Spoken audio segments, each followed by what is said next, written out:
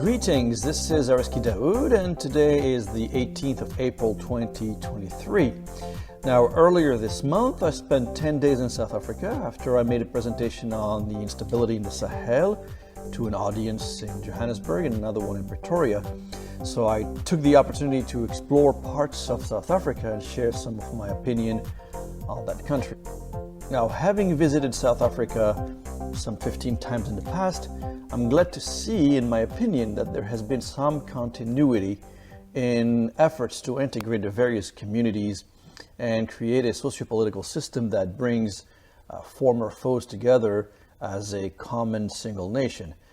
South Africa has progressively moved towards that goal, but the country clearly still has many more steps to achieve or to make, whatever the end goal is. In my earlier visits to South Africa, the country was facing a daunting future.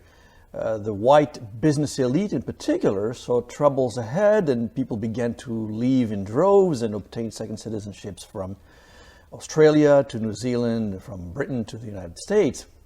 Long-established businesses sought to transfer their headquarters abroad and list their companies in places like the London Stock Exchange.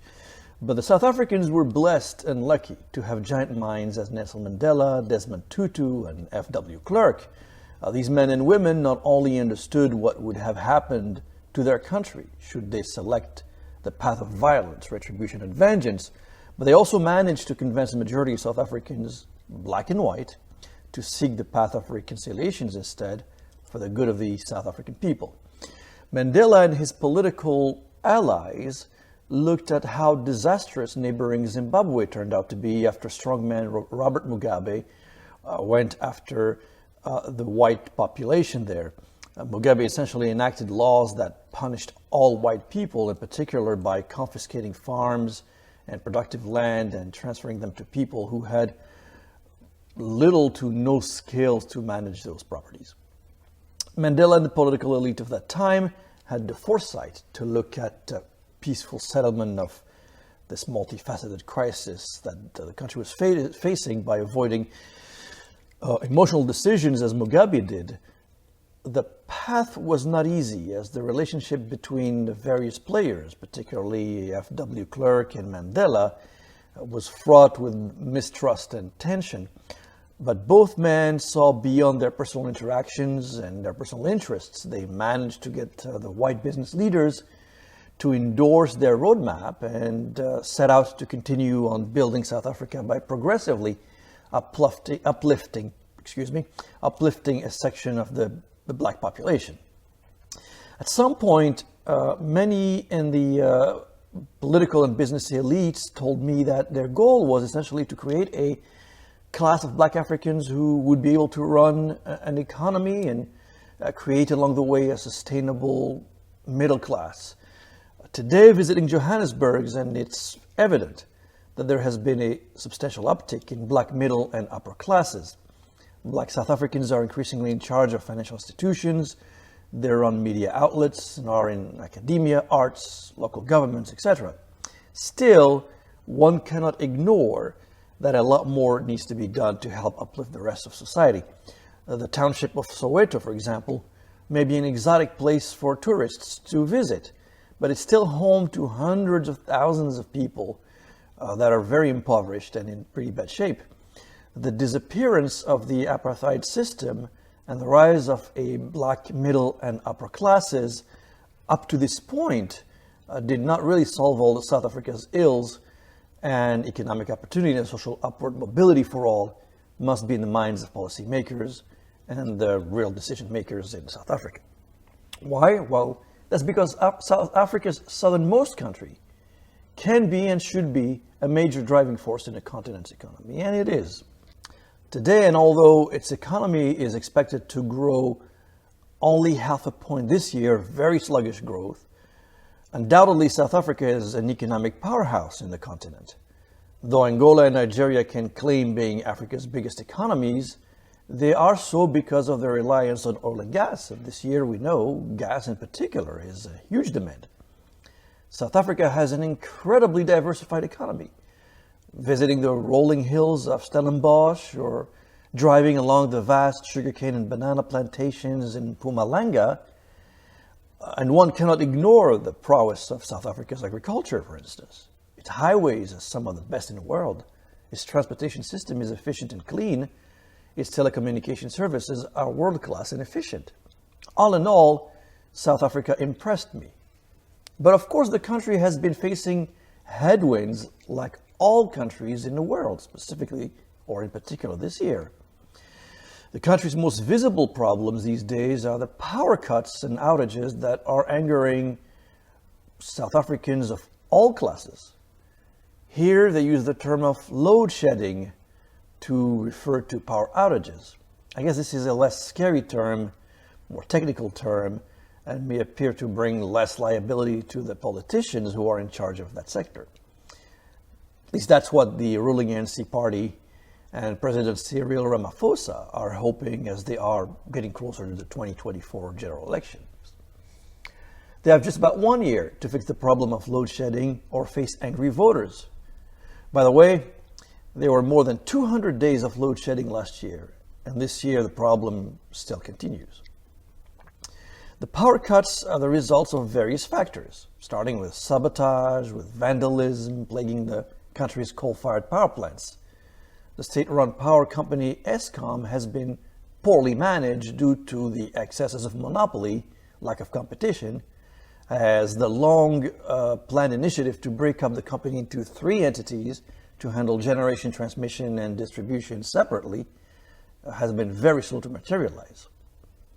Several days into my stay in the country, and I have personally experienced power outages every night, although I have to say most hotel facilities and rental properties have backup plans. Now, to get the government more focused on the power problem, President Ramaphosa recently created a Ministry of Electricity and appointed the former mayor of Pretoria as its minister. This may be, some would say, the last chance for Ramaphosa to show the South African people that he can deliver before next year's elections. Now, what else one can experience in South Africa? For the foreign traveler coming from Europe, the US, or elsewhere, the cost of living would appear to be a portion of what they experienced at home. Several years ago, when I visited South Africa, the US dollar was traded at between 3 and 5 rands. Today, a dollar fetches more than 18 rands, headed towards 19. So you can imagine how much you can buy these days due to the drop in the value of the rand. Dining out, for example, in South Africa, has been an incredible experience from a price and value perspective. You are served clearly world-class cuisine for a portion of what you would pay at home. Now, despite the currency value dwindling versus the US dollar, the South African economy appears to be working well. And that, again, as I said, despite the fact that international institutions, the IMF and the World Bank, etc., are forecasting a flat growth this year. But take the agricultural sector. Its strengths there is not the result of pure luck. The sector shows excellent performances through many metrics.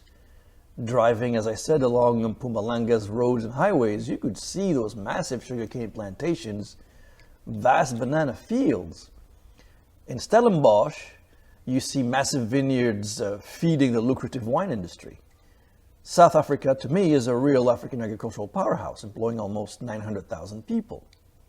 Official data, anyway, shows that agriculture, forestry, and fishing industries grew by more than 19% in the third quarter of last year, contributing 5% to South Africa's GDP. It's the highest contributor of all sectors into the GDP. In 2021, the sector produced a massive $24 billion. Kudos to the South Africans. But then again, and of course, the country has been facing headwinds like all other countries in the world. On the economic front, the agricultural sector appears troubled by issues such as a sugar tax, with sugarcane growers pushing against the proposed tax increase that they say would hurt their competitiveness. Businesses, including big farms, are also pushing back against a proposed minimum wage increase, currently set at 3,500 rands.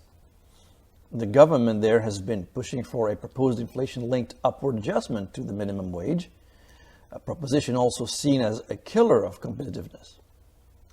There have been international trade disputes on citrus exports, a weakening of the rand against the US dollars, as I noted earlier, or the wild swings on imported fertilizer prices.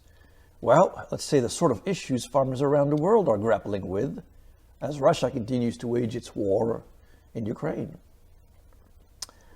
South Africa is also facing the effects of climate crisis. A hot winter, less rainfall, and diseases affecting crops are creating problems to grape growers and the giant wine industry, with a decline in wine production expected this year. Some 23 million hectares of land, mostly used in farming, have been assaulted by a severe locust attack. But that's not all. Mother Nature is here to remind us of its power. The provinces of Gauteng, where Pretoria and Johannesburg are based, the Northwest and Free State are currently concerned about the potential outbreak of the African swine fever. Several pig farms have already been placed in quarantine. Bird flu cases have been reported in KwaZulu-Natal, Gauteng, and the Western Cape, although at present authorities and the industry have managed to contain the situation through strict monitoring. There have even been 2 reported cases of foot and mouth disease in January 2023, one in KwaZulu-Natal and another in the province of Limpopo, forcing the authorities to impose strict controls on the movement of cattle, sheep, and goats. In the Northwest, Free State, and Mpumalanga, affected farms and feedlots have been placed under quarantine, and the vaccination campaign is underway, targeting hundreds of thousands of cattle. So as you look at the year ahead, President Ramaphosa and the political elite are going to be consumed naturally by next year's general elections. The most recent government reshuffle was rather symbolic and meant to satisfy the president's allies, his backers, and the elite of the ANC ruling party, while attempting at the same time to reassure voters. The reshuffle was not bold. It was not bold enough anyway in the views of many South Africans that I spoke with. Ramaphosa took no risk confirming that the political system in South Africa appears to be one where the leader worries more about his family, his allies, and his clan than the electorate. At least this is the sort of comment I hear from South Africans. Ministers generally considered as ineffective due to their respective sectors' poor performances, such as the energy minister, the police minister, and the public enterprise ministers, have all kept their positions. And maintaining them is interpreted by the South Africans as a sign of a dysfunctional political system. But to me, the question I often ask South Africans when they talk to me that way is to please show me one nation in the world that has a well-functioning political system or a truly popular government these days. And the answer obviously is no. Everywhere around the world, everyone struggles with political models at home that seem no longer able to deliver to their constituents. On the international level, South Africa says it must remain neutral in global conflicts. While it has voted against Russia's aggression against Ukraine, the recent inclusion of South African forces in joint naval exercises with Russia and China raised concerns, at least in the West. South Africa says not only it is a sovereign nation making its own decisions, it also must improve its skills and collaborate with foreign forces to be more effective in peacekeeping operations. That's what the South Africans say. Regardless, these days, many question what South Africa would do when Russia's Vladimir Putin visits the country to attend a BRICS meeting. This is because Putin is the subject of an international arrest warrant issued by the ICC, the International Criminal Court. But to me, let's be realistic, really, no one will arrest Putin, let alone South Africa. For my readers on the North Africa Journal side, what is South Africa's position on key issues in the north of the continent? Well, its biggest position is on the Western Sahara, aligning itself on the Algerian view that Morocco has no legal territorial claims on the Western Sahara territory. Rabat, that is Morocco, has been disappointed by South Africa's stance, even issuing diplomatic threats. But as in the case of its relations with Russia and China, the South Africans say they will remain the sole decision makers on how they view global crises without anyone forcing them into a position one way or the other. Well, I do admit that I have a soft spot for South Africa. I would visit that country anytime.